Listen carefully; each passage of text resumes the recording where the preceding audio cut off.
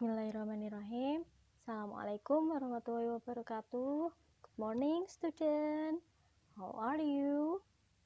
I hope you all always fine and always happy ya. Oke, hari ini guru akan absen dulu ya. Who is absent today? Oke, Nihil ya. Okay, before we start learning, let's pray to Allah and reciting basmalah. Bismillahirrahmanirrahim. Oke, langsung ke pembelajaran ya. Kita lihat video dulu. 1, 2, 3, 4, 5. Oke, dari yang kalian lihat barusan, kira-kira apa sih yang mau kita pelajari hari ini? Ya, kita akan mempelajari sistem gerak manusia.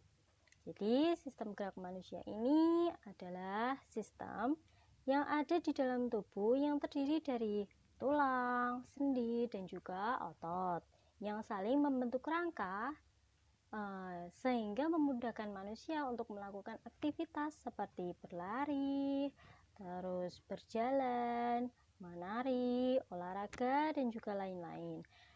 Nah, sistem gerak pada manusia ini terdiri dari alat gerak yang aktif dan juga alat gerak yang pasif. Jadi, alat gerak yang aktif ini dilakukan oleh otot-otot yang menempel pada tulang. Kalau sistem gerak yang pasif ini yaitu sekumpulan tulang-tulang yang membentuk rangka ya. Selanjutnya yaitu bentuk dari tulang. Kira-kira ada yang tahu apa saja sih bentuk tulang-tulang tersebut? Yang pertama ada tulang pipa. Tulang pipa ini adalah tulang yang berbentuk panjang menyerupai tabung atau pipa. Nah, tulang pipa ini terdiri dari dua bagian, yaitu diafisis dan juga epifisis. Diafisis ini bagian tengah yang memiliki rongga dan berisi sumsum kuning tulang. Kalau epifisis adalah bagian yang ujung yang tersusun oleh tulang rawan. Seperti ini ya. Ini gambarnya. Nah, contoh dari tulang pipa ini yaitu tulang pada paha dan juga pada tulang lengan. Kemudian ada juga tulang pipih. Tulang pipih, apa sih tulang pipih ini? Tulang pipih adalah tulang yang memiliki bentuk yang pipih. Contohnya yaitu seperti tulang dada, tulang belikat. Ada yang tahu tulang belikat ya? Tulang tengkorak dan juga tulang rusuk. Kemudian ada juga tulang pendek. Tulang pendek ini tulang yang berbentuk pendek yang biasanya bergerombol dan membentuk ruas-ruas pada tulang. Contohnya yaitu tulang telapak tangan ya, dan juga tulang telapak pada kaki. Kemudian ada juga tulang yang tak beraturan. Apa sih itu? Tulang yang tak beraturan adalah tulang yang berbentuk tidak menentu.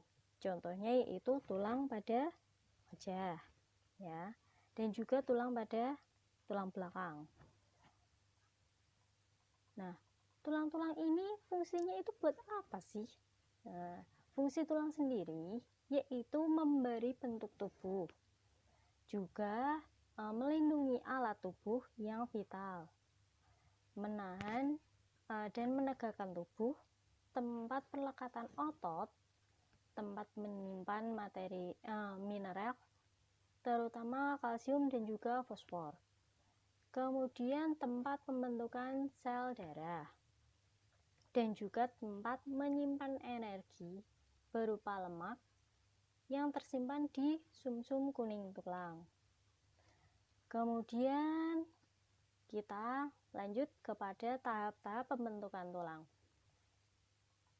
Ada yang tahu gimana sih cara tulang ini terbentuk? Jadi proses pembentukan tulang ini atau osifikasi terjadi pada bagian tengah tulang yang terlebih dahulu terbentuk, kemudian disusul oleh bagian ujung tulang pada bagian. Nah, pada bagian tengah tulang ini terdapat banyak sel tulang atau osteosit yang akan tumbuh sehingga membentuk tulang sujati atau tulang kompak. Nah, tulang yang terbentuk pada bagian ini lambat laun akan membentuk rongga sumsum tulang yang akan diisi oleh pembuluh darah pada bagian dalamnya. Nah, pada saat yang sama, proses pembentukan tulang juga berlangsung pada bagian ujung tulang atau epifisis, ya. Epifisis. Nah, dengan demikian pertemuan tulang ini pada bagian fisis dan diafisis akan bertemu dan membentuk tulang yang kokoh. Ya. Nah, jadi kita masuk pada jenis gerak pada otot. Kira-kira apa sih gerak-gerak pada otot ini apa saja? Nah, gerak antar otot ini dibagi menjadi dua, yaitu gerak sinergis dan juga gerak antagonis. Gerak sinergis ini adalah gerak yang terjadi jika sekelompok atau pasangan otot berkontraksi maupun berelaksasi pada waktu yang sama dan mengakibatkan satu gerakan bagian pada tubuh. Contohnya yaitu otot-otot antar tulang rusuk yang bekerja bersama ketika kita menarik nafas. Coba kita menarik nafas. Apa yang terjadi pada kita? Yaitu otot diafragma akan membesar, ya. Kemudian ada juga otot pronator. Nah, otot pronator ini otot yang menyebabkan telapak tangan bisa menengadah dan juga menelungkup. Menengadah dan juga menelungkup. Nah, gambarnya bisa dilihat ya seperti ini.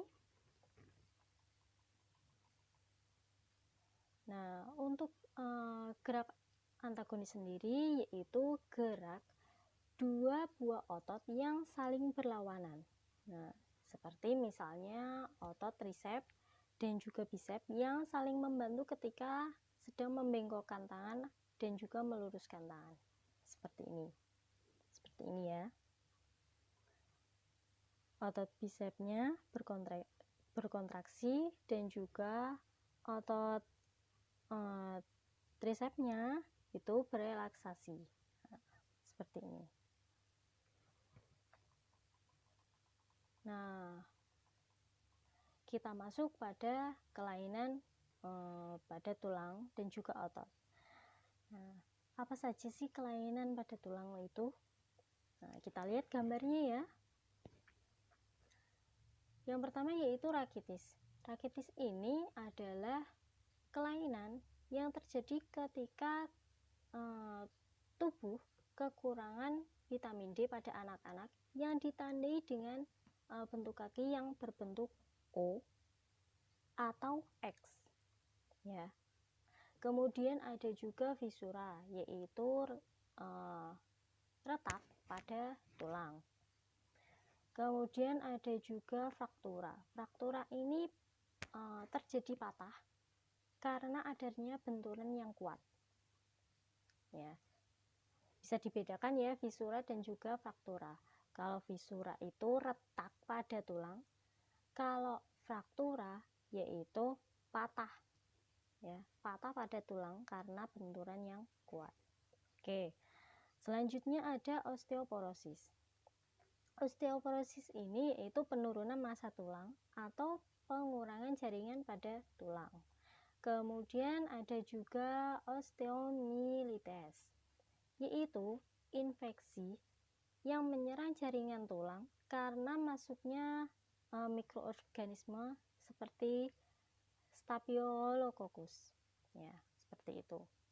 Kemudian kita lanjutkan pada kelainan yang terjadi pada otot. Gambarnya seperti ini, bisa dilihat. Yang pertama yaitu atrofi. Atrofi ini suatu keadaan mengecilnya otot, mengecil ya, sehingga kehilangan kemampuan untuk berkontraksi. Ya. Kehilangan kemampuan untuk berkontraksi. Kemudian ada juga kram. Nah, ada yang pernah mengalami kram di sini? Nah, kram ini kontraksi dari suatu otot yang terus-menerus sehingga terasa sakit dan bekerja di luar kehendak kita. Kemudian ada juga myasthenia gravis. Nah, apa sih itu? Yaitu kelainan otot-otot skelet, terutama pada wajah. Ya, pada wajah ya biasanya ya, yang disebabkan oleh serangan dari autoimun. Nah, sekian dulu pembelajaran hari ini. Okay, let's close learning today with reciting hamdalah together. Alhamdulillah.